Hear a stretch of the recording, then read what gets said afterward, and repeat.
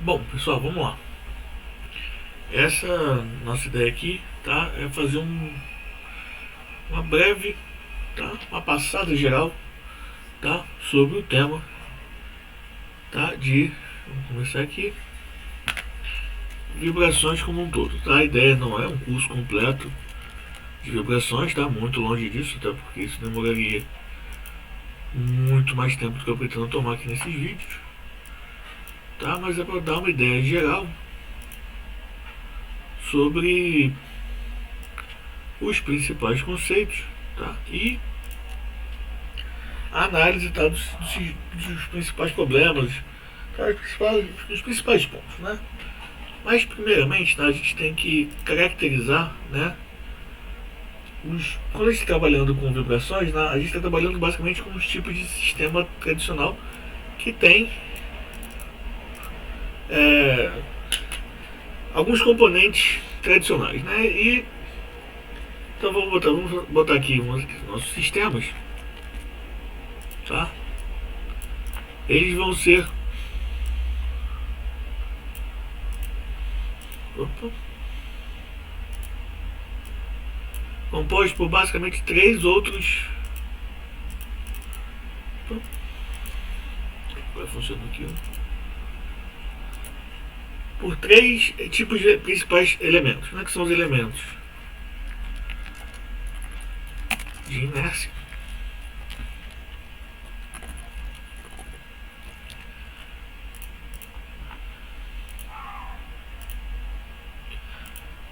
vão ter os elementos que armazenam energia, são os acumuladores de energia,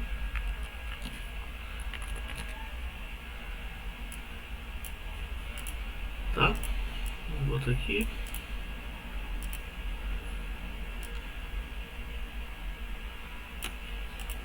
Vou pegar uma setinha aqui. Acumuladores de energia. E a gente vai ter um terceiro tipo, que são os dissipadores de energia, né? Dissipadores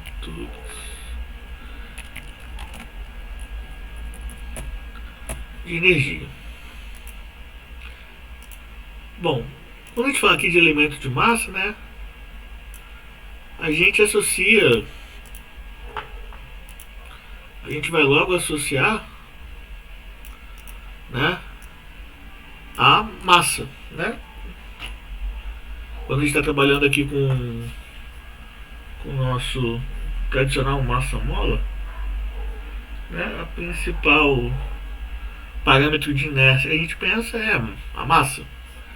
E essa é realmente aí a principal elemento de inércia que a gente vai levar em consideração, que é a massa do nosso objeto.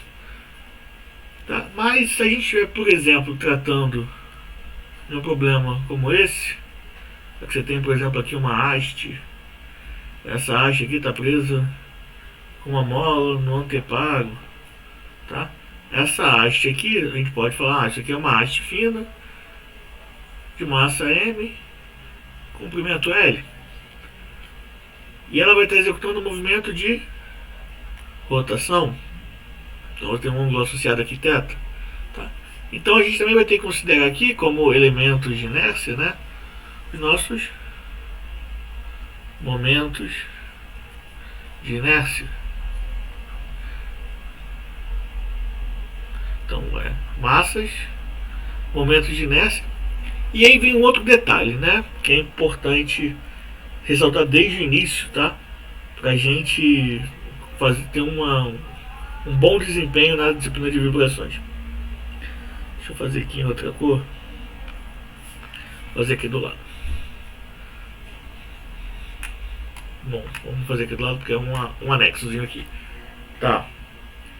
Eu sempre posso escrever, tá? Calcular, né, a energia, definir o movimento, tá, de uma barra rotacionando, principalmente rotacionando, né? Quando eu vou fazer isso, quando eu vou analisar esse problema de uma barra, tá, aqui tem a minha barra, tá? A minha barrinha aqui, ela está girando ao redor aqui desse eixo aqui. Vamos fazer esse movimento aqui de rotação. Ó. Tá. Quando eu vou falar aqui, por exemplo, a energia cinética dela é meio de I ômega ao quadrado. Quando eu vou fazer isso aqui, tá? Eu estou assumindo que esse I é em relação a este ponto, tá? Ah, mas eu não sei calcular, não lembro como é que calcula, né? Usar o nosso teorema dos eixos paralelos, né? Eu só sei o momento de inércia em relação ao centro de massa. Só sei esse e o I do CG. Eu não sei o I do ponto A. Eu não sei esse cara, né? Você sempre pode fazer, né? Que é a energia, por exemplo, né? Usando a energia cinética, tá? Mas isso aí vai ser a mesma coisa, tá? É a energia do centro de massa, de translação. Coisa que vai ser, por exemplo, ômega ao quadrado LCG. Chamamos isso aqui de LCG. Essa distância aqui ao quadrado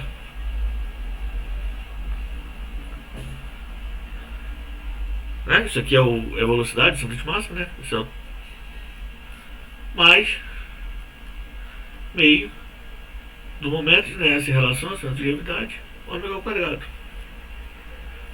Se você fizer analisar isso aqui, né, você vai ver que vai justamente te dar ml ao quadrado CG mais ICG, tá? Isso aqui é ômega ao quadrado. Isso daqui é justamente o teorema de Steiner, tá? Que é o teorema dos eixos paralelos para você transladar momentos de inércia. Bom, por que eu estou falando isso? Tá? Porque quando você está tratando de uma rotação de um corpo rígido, ou translação e rotação de um corpo rígido, um problema de vibrações, ou qualquer outro problema, né, você tem que considerar o momento de inércia em relação ao eixo de rotação, tá? Mas você sempre pode fazer isso, dividir esse movimento que está em relação ao eixo de rotação, tá? Como sendo a rotação do centro de massa ao redor do eixo de rotação, mais a rotação ao redor do centro de massa com aquela mesma velocidade, tá? Na verdade, a rotação do corpo ao redor de um eixo qualquer é sempre a composição da rotação do centro de massa ao redor desse eixo, mais a rotação com essa mesma velocidade angular ao redor do próprio centro de massa. Isso aqui sempre é válido. Escrever aqui com energia cinética fica mais fácil de enxergar, que já aparece aqui na cara, né, na nossa cara, o teorema dos eixos paralelos, que nada mais é do que falar que o momento de inércia em relação a um eixo qualquer é o momento de inércia em relação ao centro de gravidade, mais a massa, que a gente está falando aqui de momento de inércia mesmo, não é um momento de área, tá? É a massa vezes a distância ao quadrado entre os eixos. Nesse caso aqui é LCG que a gente deu, tá? Só um adendo que é sempre importante de uma coisa só para relembrar, tá? Que é um detalhe importante que muitas pessoas erram na hora de fazer uma questão como essa aqui, que é simples, tá? Mas às vezes a gente erra por bobeira. Bom, voltando aqui, os elementos acumuladores de energia, que são as nossas molas, tá? Precisa ter mola? Não necessariamente. Em muitos casos vai ter, mas por exemplo, eu posso aproximar coisas por molas, né? Por exemplo, se eu tenho um pêndulo, tá? Aqui tem um pêndulo. A minha mola é o próprio peso, né?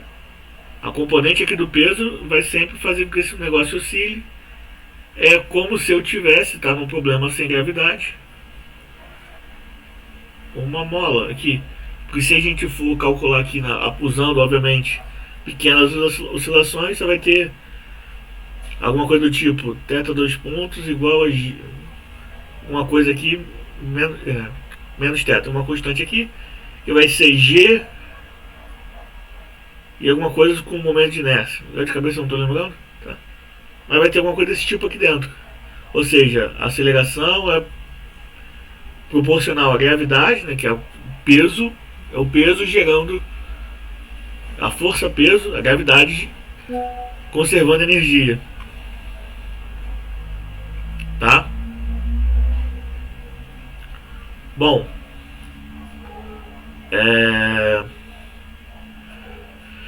outra coisa, por exemplo, outro sistema que é muito tradicional, né? Você pega aqui uma viga engastada,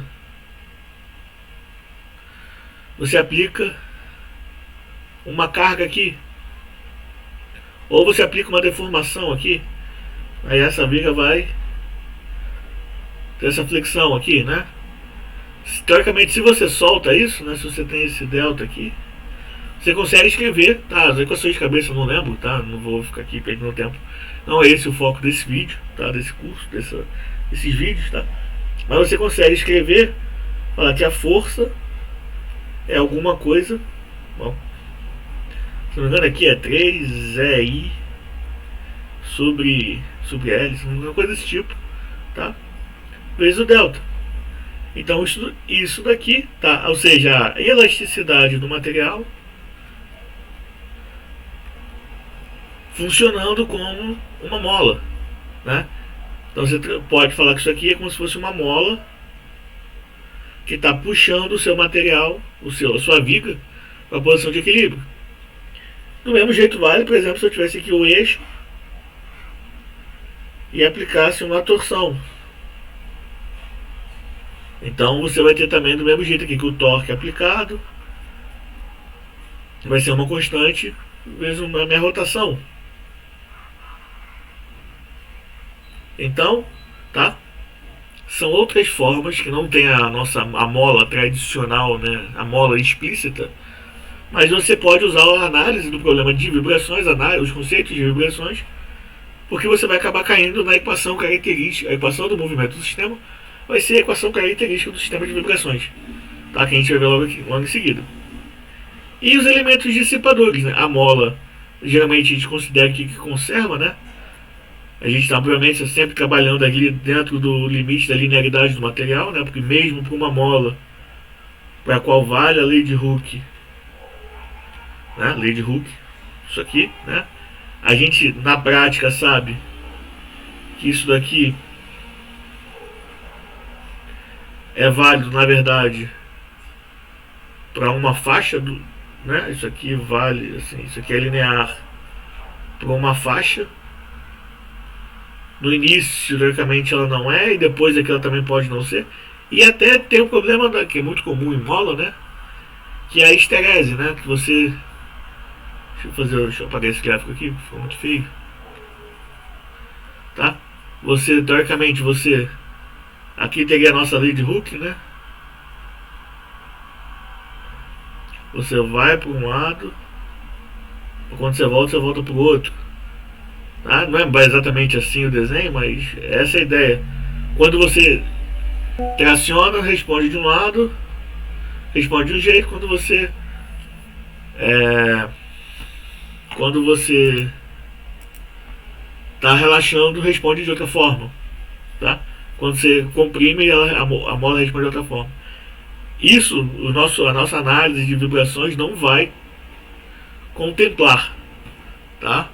Não vai contemplar porque isso é uma análise muito mais complexa que não cabe aqui num curso tradicional de vibrações em nível de graduação, tá? Mas são coisas que a gente tem que ter sempre em mente, tá? Porque a gente está trabalhando geralmente numa pequena faixa onde a linearidade é uma boa aproximação, tá? Aqui, né, entram os amortecedores.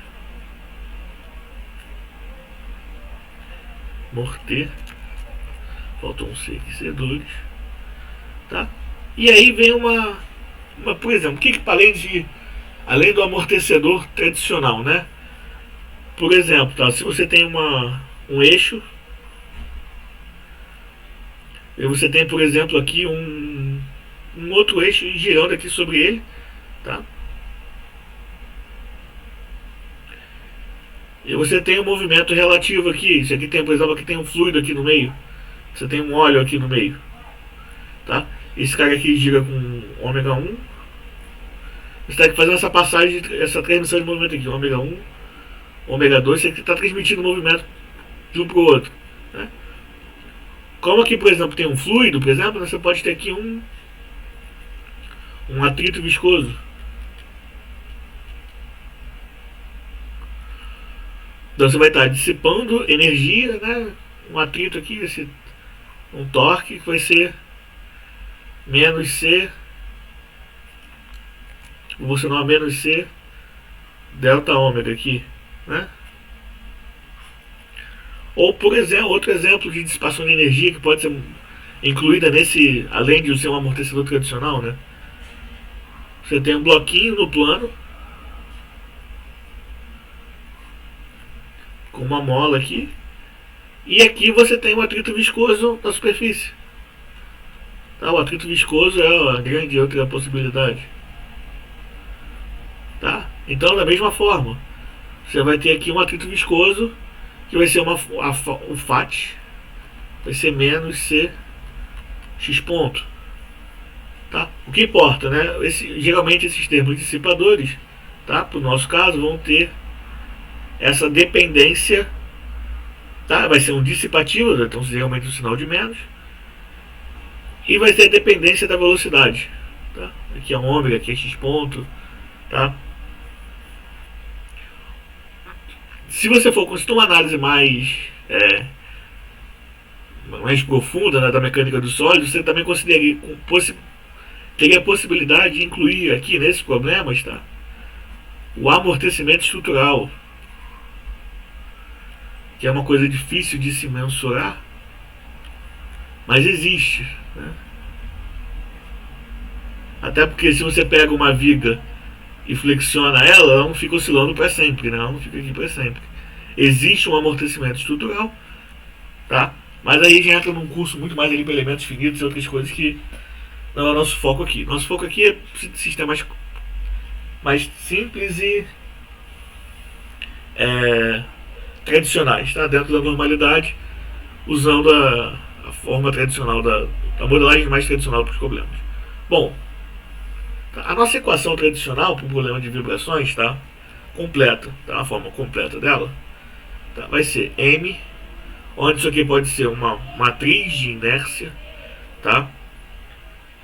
X dois pontos, onde é o meu vetor de acelerações, mais Kx, que é o termo dos acumuladores de energia, das molas no nosso caso, mais C x ponto igual a forçamentos externos, tá?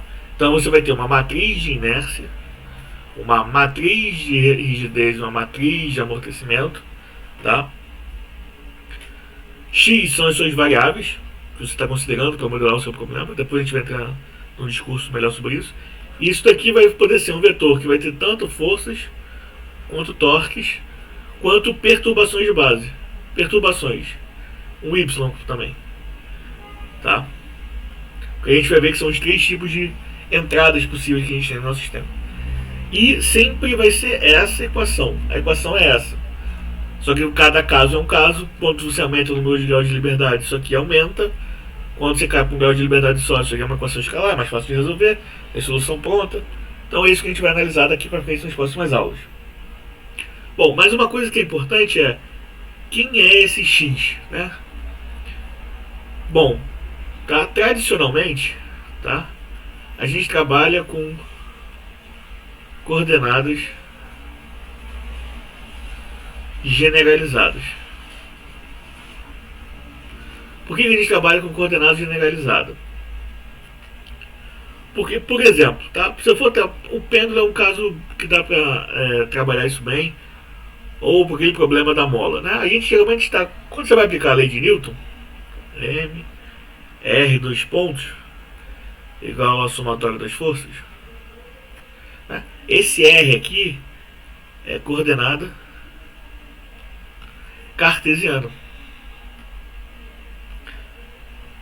Ou seja, a gente que vai nessa equação, eu tenho mx dois pontos, my dois pontos e mz dois pontos igual ao somatório das forças em x igual Somatório das forças em Y igual somatório das forças em Z. Só que isso aqui pra gente não vai ser muito útil, tá? Porque a gente quer trabalhar ao longo da direção do movimento. Por exemplo, no pêndulo, me interessa trabalhar com o ângulo θ, que é, vamos dizer, perpendicular aqui à direção do movimento, mas define ele de uma forma completa. Na verdade, eu consigo escrever sempre x e y como uma função de θ.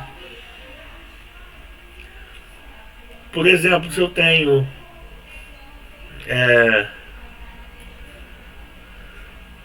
uma mola aqui, uma haste que está com várias molas presas aqui, uma mola aqui, outra mola aqui, tá? O que me interessa é esse ângulo, não é o XY do centro de massa, tanto faz quem é. Me interessa trabalhar com a coordenada que vai estar me descrevendo o movimento.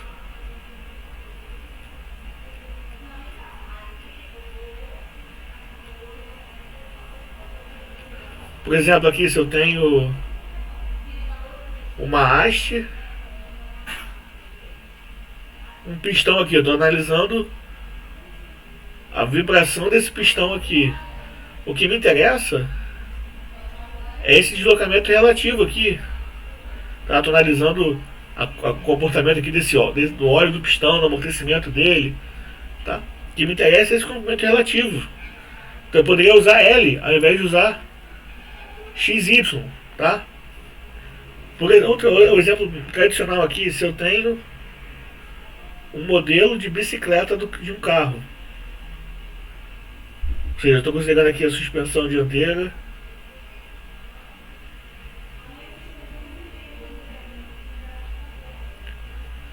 Tá? Aqui eu tenho o pneu. Aí aqui a suspensão traseira. O amortecimento. A outra roda. E uma rigidez aqui. Tá? E aqui está o meu solo. Então eu tenho aqui, né? Tenho várias coordenadas Y aqui. Tem o Y do centro de massa, o Y de cada pneu. Tá? Aqui eu vou ter a rotação ao redor do centro de massa. Tá? Tem um θ aqui. Aí eu pergunto, eu preciso considerar o Y em relação à base aqui, ao meu nível de referência. Tá? Aqui é o meu zero. Eu preciso considerar ele em relação a isso aqui, ou seja, Y do centro de massa é Y mais tudo isso aqui, ou eu posso trabalhar só com esse cara aqui, tá? Em relação a ele começando do zero, condição inicial nula, tá? Mais pra frente eu vou mostrar para vocês, tá? Que você pode sempre trabalhar ao redor da posição de equilíbrio, tá? Você sempre pode fazer isso, tá? Então eu sempre posso falar que a minha coordenada, tá?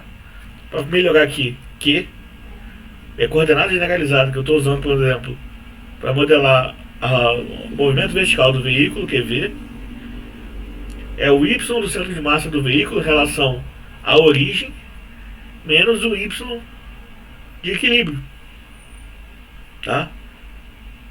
Ou seja, eu não estou usando a coordenada cartesiana, estou usando uma coordenada que mapeia, de alguma forma, tá? Todos os pontos do meu veículo, todos os pontos do meu sistema, todos os pontos de interesse do meu sistema, tá?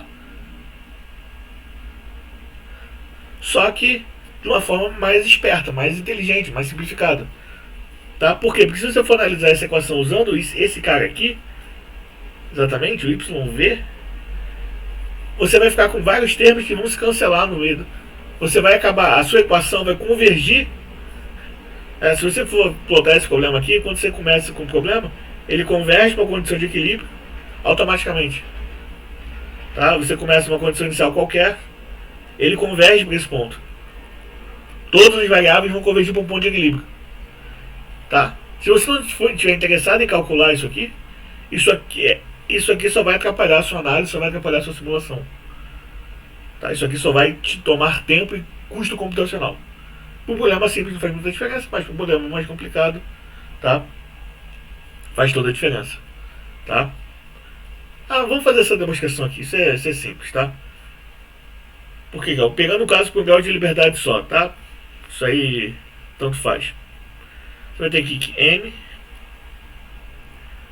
Y, dois pontos, mais KY mais CY ponto igual a...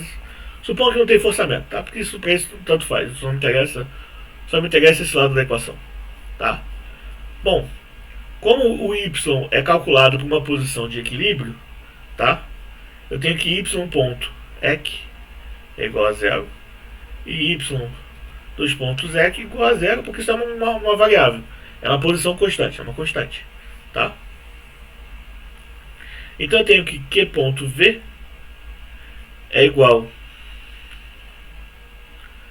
a Y ponto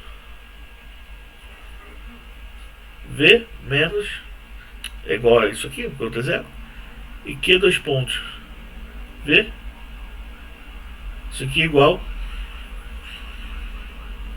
a Y dois pontos Q. Tá? Nesse caso aqui, a gente vai ver, tá? Vai aparecendo uma coisa aqui, eu vou fazer uma mudança aqui depois, tá? Que, na verdade é o motivo da gente poder trabalhar com essa equação desse jeito aqui, tá? Bom, na verdade, para trabalhar com essa equação desse jeito, eu teria que estar considerando qual é a única força que está atuando sobre o sistema. É o peso. Então isso aqui seria igual a menos mg. Tá?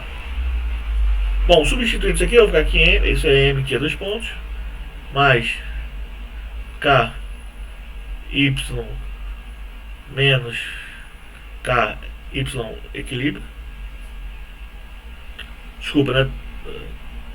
KQ mais K y de equilíbrio mais C Q ponto, isso é igual a mg. Na verdade, quando você substitui isso aqui, você ainda simplifica o problema e desconsidera o peso, porque na condição de equilíbrio, tá? Você não tem velocidade, então seus amortecedores não funcionam, e você tem mg, aqui é a K y de equilíbrio e mg, ou seja, a mola na condição de equilíbrio cancela o peso. Então geralmente você consegue fazer esse tipo de simplificação, tá? Geralmente você pode desconsiderar o peso em problemas vibracionais, você trabalha em relação à posição de equilíbrio, tá? Sem perda de generalidade, tá? Porque na verdade o que você está assumindo, tá? É esse cancelamento aqui, tá? Bom, e a outra coisa que é importante é que essas coordenadas generalizadas têm que ser independentes, porque aí você garante que você está trabalhando com o menor conjunto possível. Até porque senão você vai estar resolvendo EDOs que são linearmente dependentes entre si, tá? Você vai estar tendo trabalho a mais, tá? Mas o ideal é sempre trabalhar com conjuntos de coordenadas generalizados independentes, tá? Bom, tá, a vibração, os sistemas geralmente a gente considera como contínuos, né? Geralmente, tá, você pode ter, os sistemas eles podem ser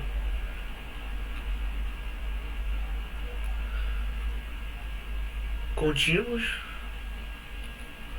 ou discretos, tá? Mas na verdade o que geralmente a gente faz, né, por simplicidade muitas vezes, é pegar sistemas que são contínuos e transformar em discretos, né? Por exemplo, uma coisa que é muito comum, que é o método de parâmetros concentrados, né? Você pegar, por exemplo, uma viga e discretizar como sendo várias massinhas acopladas e trabalhar com métodos parâmetros concentrados para analisar a vibração analisar essa estrutura, tá? Isso é muito comum. E aí você acaba discretizando o seu sistema, tá? Mas também poderia trabalhar esse cara como sistema contínuo usando as equações constitutivas do material, né? Bom, a classificação agora das vibrações, tá? Vamos lá. Vamos começar aqui. As vibrações podem ser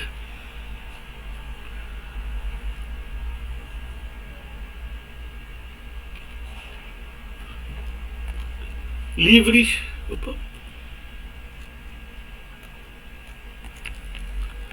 ou forçados. O que quer dizer isso? Tá? Sistema com vibração livre. Tá? Você só está aqui, você só, quando é livre, tá? Livre. Você só está aplicando, por exemplo, um delta, uma variação, uma condição inicial igual a um x0. Estou deslocando o meu sistema. Ou estou aplicando um x ponto zero igual a um x0 ponto aqui. Tá? Ou seja, eu estou variando a condição inicial dele. Só estou perturbando ele para ver como ele se comporta sem a ação de forças externas. Vibração forçada. Eu vou aplicar uma força, vou aplicar um torque, dependendo do que é, se minha coordenada é um ângulo, ou se a coordenada é uma força, uma coordenada é um ângulo, eu estou aplicando uma força, então eu vou calcular o momento que aquela força gera sobre a minha variável de interesse, tá? Ou então uma perturbação de base. De novo aqui, voltando aqui para o modelo de... Agora um modelo mais simples aqui. 1/4 de veículo, que é só um massa-mola amortecedor. Nesse caso, o que eu estou interessado em saber aqui? Eu estou interessado em saber como é que o meu veículo se comporta, né? Como é que essa massa, qual é a resposta dela ao longo do tempo, para um dado percurso.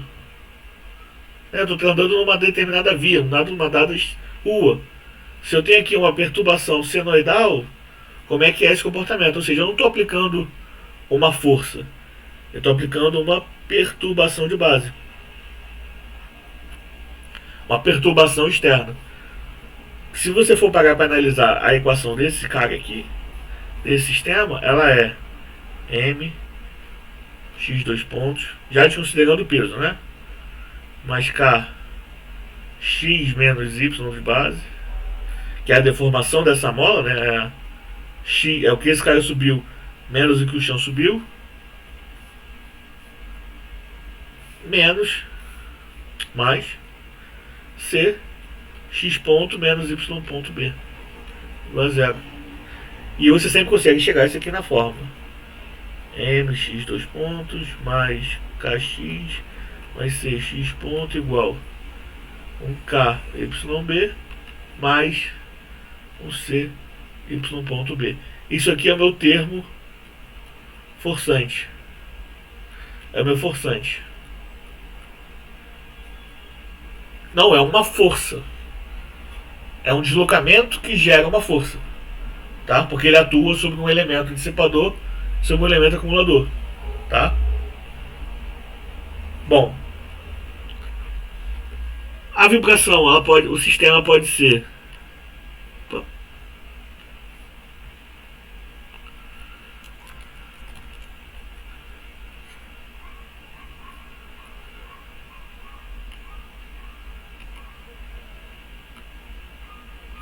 amortecido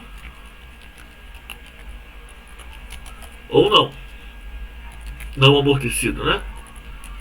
Mas vamos só deixar aqui ou não para ficar mais menorzinha a caixinha. O que isso quer dizer pra gente, tá? Um sistema amortecido, um sistema não amortecido vai ter uma resposta que eu não amorte. Vai ter uma resposta oscilatória, porque ninguém está ali jogando energia fora. Então, a partir do momento que eu dou uma certa quantidade de energia para o meu sistema, tá? A energia permanece constante. Tá? Energia total igual a constante. Ao contrário que no sistema amortecido, se eu aplico, por exemplo, um impulso, ou se eu aplico uma determinada deformação, uma condição inicial, o sistema tende a oscilar e dissipa energia. Tá? Então aqui você vai ter geralmente aqui uma exponencial, que vai modulando essa curva, tá? Até no infinito você chegar no zero, teoricamente. Tá? Você consegue antes. Chega antes, mas é uma exponencial negativa, tá? Que vai modulando por cima e por baixo essa curva aqui. Você tem uma envoltória aqui, né? Que é uma exponencial. Bom, e aqui nesse tipo de sistema, né, no não amortecido, você sempre pode falar que a energia cinética mais a potencial se conservam. A soma delas se conserva. Então, se você fizer, por exemplo, um gráfico aqui, se essa é a minha energia cinética, essa é a minha energia potencial. Quando uma é máxima, a outra é mínima. Quando uma é mínima, a outra é máxima. E a soma delas é constante. Tá? Isso aqui é um gráfico tradicional de um pêndulo. Tá? Isso você sempre pode afirmar para um sistema não amortecido. Tá? Bom, outro tipo de sistema, outra variação, né, outra característica, outro tipo de classificação é se o sistema é linear ou não linear. A gente chegou a falar sobre isso ainda há pouco, tá? Mas vamos lá de novo.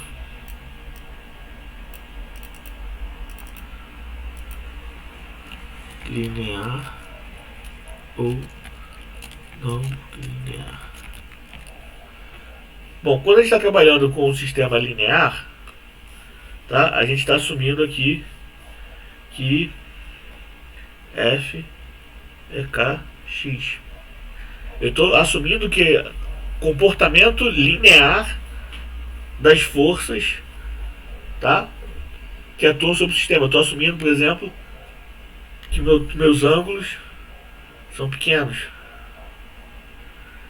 tá? Então, por exemplo, eu posso aquelas aproximações que seno de θ é aproximadamente θ, cosseno de θ é aproximadamente 1 e θ ponto vezes θ é aproximadamente 0. Essas coisas você pode, sem, a gente está assumindo que a gente está trabalhando nessa faixa de valores, tá? Para a gente sempre conseguir linearizar a trigonometria e assumir que os nossos elementos se comportam de forma linear. O nosso dissipador de energia é linear, a nossa mola é linear. Tá? E quando é no linear, você trabalha com um modelo mais refinado, tá? Mas em compensação, você acaba complicando muito a sua simulação, a sua equação, geralmente não tendo uma solução fechada, tá? E a última característica, tá, é se o nosso sistema ser a nossa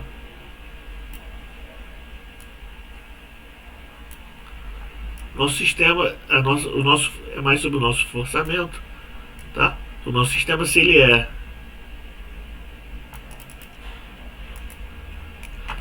determinístico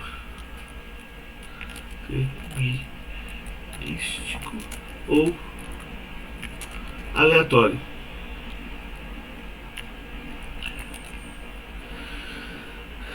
Tá? Isso está mais associado, tá? Ficou torto ali, não tem problema. Tá? Ao nosso forçamento. Tá? Isso que geralmente é associado ao forçamento. No sistema determinístico, as forças são conhecidas, os K são conhecidos, os Cs são conhecidos, as massas são conhecidas. Tá? Tudo é conhecido determinístico. Tá? No sistema aleatório, teoricamente, tá? Isso aqui pode ter uma incerteza associada. E aí você tem que usar o método estocástico para resolver essas equações, tá? Mas geralmente a gente trabalha mais com sistemas aleatórios, onde o nosso forçamento é aleatório, tá? Quando a gente analisa esse caso aqui, a gente está analisando um forçamento específico, tá? Mas às vezes a gente quer saber justamente, né? Por exemplo, quando eu trabalho com uma pista de teste, por exemplo, eu sei exatamente eu considero que minha pista é lisa e que eu só tenho aqueles obstáculos que eu tenho na pista. Tá? Eu tenho um quebra-mola com a forma perfeita, que é uma cossenoide perfeita, tá? E que eu sei quem é. Mas geralmente as nossas ruas no Brasil são ruins. Então o meu perfil de vibração, na verdade, o meu perfil de perturbação é um negócio mais aleatório. Então eu poderia gerar um sinal aleatório, tá? Que tentasse reproduzir o meu fenômeno, tá? E analisar a resposta do meu sistema para esse sinal aleatório, tá? E, obviamente é uma análise só numérica, tá? E bem mais complicado de fazer, porque obviamente como a sua entrada é um número, uma coisa aleatória, então você não tem como fazer a solução analítica disso aqui. Bom, então são essas as 4 possíveis classificações, tá, do nosso sistema, tá? Você pode também considerar o número de graus de liberdade associado, mas isso é 1 grau de liberdade, 2 graus de liberdade. Mas a todas elas você aplica essas 4 acima, tá? Então é um sistema com 1 grau de liberdade livre, é 1 grau de liberdade livre amortecido.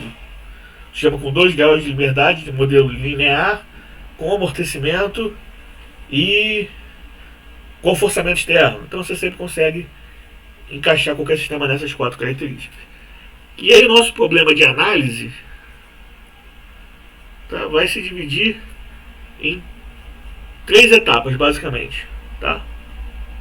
1 é a modelagem. Você vai construir um modelo, definir o seu conjunto de variáveis coordenadas, tá? E ver quem são as forças. 2, você vai obter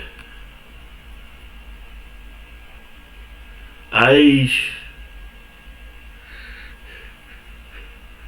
equações de movimento, as equações diferenciais de movimento. Ou seja, dado que eu sei quem são os meus forçamentos, dado que eu sei quem são as minhas coordenadas, eu vou aplicar as leis de Newton, Euler, né, logo para englobar a rotação também. Ou vou usar a equação de Lagrange,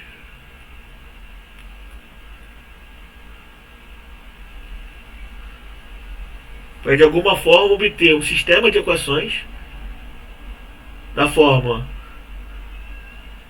né, no caso aqui vai ficar Q dois pontos, matriz de inércia Q dois pontos, igual a alguma coisa.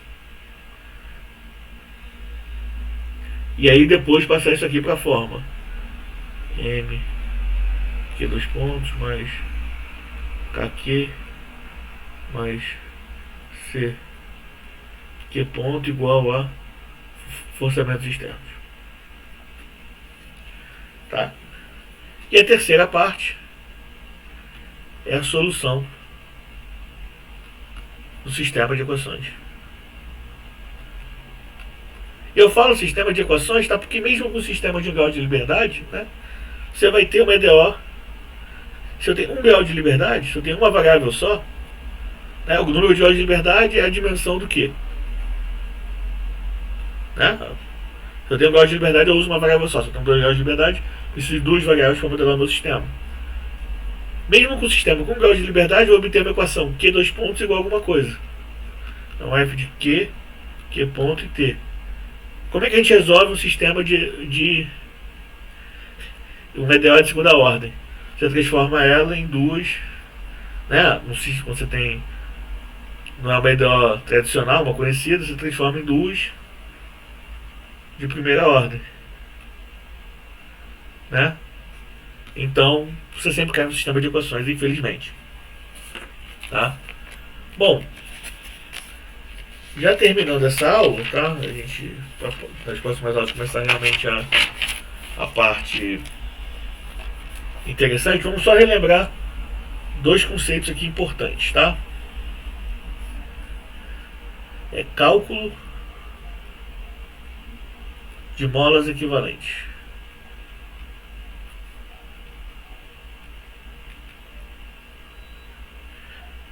A gente vai fazer isso aqui de 2 formas, tá? A primeira forma que eu vou mostrar é mais específica, depois a gente vai fazer uma forma mais genérica que vale para qualquer coisa, tá? Então, se eu tenho molas em série, ou seja, eu tenho uma mola aqui, essa mola aqui Aí, pontinho, pontinho, pontinho. E eu tenho uma força F aplicada aqui e uma força F aplicada aqui.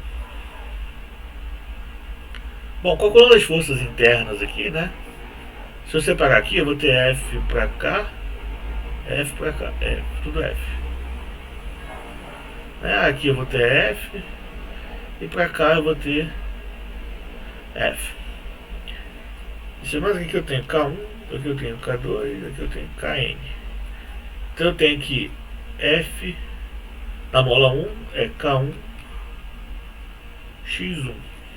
F na mola 2 igual a K2 x2. F na mola 3 igual a K3 x3. Certo? Sendo que eu sei que o x equivalente é o somatório do meu xis. Certo? Então,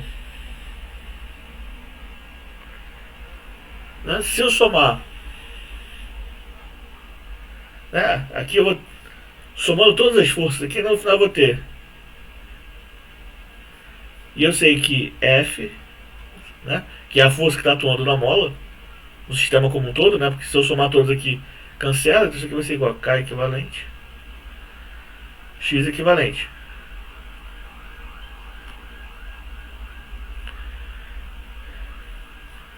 Então, aqui é F1, F2, F3. Se eu somar isso tudo, eu vou ter F. Desculpa, eu vou ter aqui que isso aqui, né? Desculpa, eu falei besteira aqui. Aqui, dessa equação aqui, eu tiro que F, desculpa, não. Quem é xi, né? Eu tenho que x1 é F sobre K1. x2 é F sobre K2. E aí assim por diante. Então, xi é igual ao somatório de F sobre Ki. Então, xec, isso aqui, F vai ser igual a K equivalente somatório de F sobre xi, sobre Ki. O F pode cortar, porque é comum em todos os termos. Então eu tenho que 1 igual a Kec somatório de 1 sobre Ki. Logo, eu tiro que 1 sobre Kec é igual a somatório de 1 sobre Ki. Ou seja, paralelo de molas igual a série de molas é paralelo de resistores, né, que é o que a gente está mais acostumado a trabalhar. Ou o K equivalente é o inverso do K equivalente é a soma dos inversos dos Ks. Bom, se agora eu tiver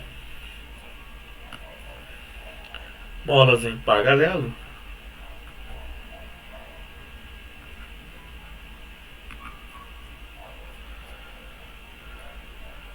né, eu tenho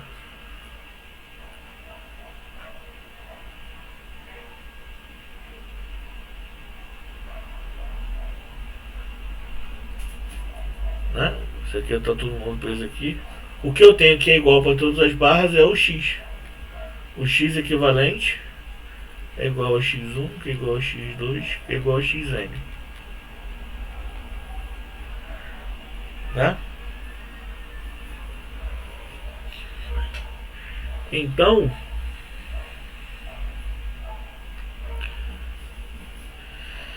eu tenho que a força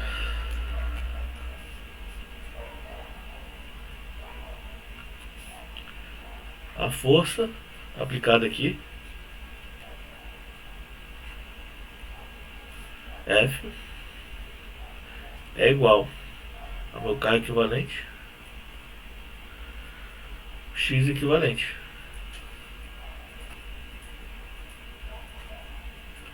Tá, só que na verdade essa força, né, ela vai se dividir aqui em F1, F2, F3 Fn. Então, eu tenho que F1 é K1 vezes Xec. F2 é K2 Xec. E Fn é Kn Xec. Se eu somar todas essas forças, eu tenho F. Na verdade, a força se divide entre os ramos para manter o deslocamento igual. Então eu tenho que o somatório de F I, que é igual a F, é igual a somatório de K I vezes Xec. Igualando essa equação com essa, eu obtenho que Kec vezes Xec é igual a somatório de Ki vezes Xec. Logo, Kec é somatório de Ki. Como a gente já está acostumado. Bom, mas nem sempre isso aqui é tão interessante de fazer e nem sempre é tão prático de fazer isso aqui. Tá? Assim, isso é geralmente para molas, isso é tranquilo, tá? O que a gente tem que tomar... qual é o jeito mais prático de se fazer isso, tá? Por exemplo, se você tem um sistema como esse aqui, que você tem uma viga engastada, você tem uma corda aqui, você está considerando a elasticidade, a flexão disso aqui, mais a elasticidade dessa corda. Então você tem aqui duas molas em paralelo, em série, desculpa, tá? Uma forma mais simples de se fazer isso, tá? Você tem que aqui o seu deslocamento vertical, tá? É x, tá? Do ponto x. Na verdade, vai ser um x1 e um x2. E você quer saber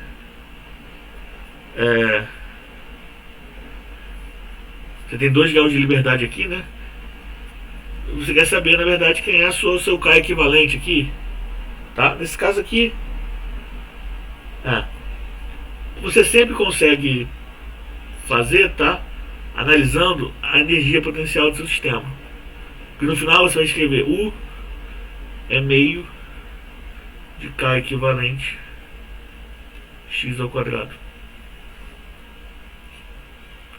Então, se você escrever a energia do seu sistema, tá? No final você vai conseguir acabar simplificando isso daqui para isso aqui, tá? Se a gente fosse fazer aqui, por exemplo, a energia desses caras aqui, eu teria a energia potencial do sistema seria meio de K1 x ao quadrado mais meio de K2 x ao quadrado mais meio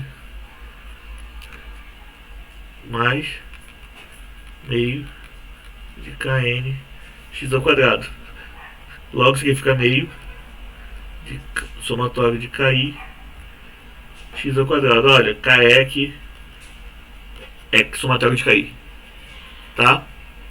E uma outra forma legal também, pensando, aproveitando essa análise de energia, tá?